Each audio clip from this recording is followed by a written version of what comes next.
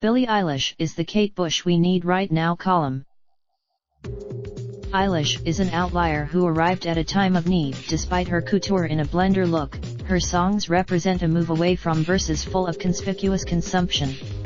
Rather than focusing, neither Eilish nor Bush are ruled by men. Rather, they thrive. Video Elton John believes that a talent like Billie Eilish doesn't come along very often. Cover video. She officially proved herself as a pioneer when, at 19, she released her literary first single, Wuthering Heights U, based on Emily Bronte's gothic romance U, which topped the UK's charts for an entire month. In so doing, in America, Bush was more of a critic's darling, perhaps because she never toured the US and her records continued to push the edges sonically, but her impact cannot be overstated. She paved the way for fans of edgy, experimental pop in general and independent female artists specifically. Think Bjork. 1.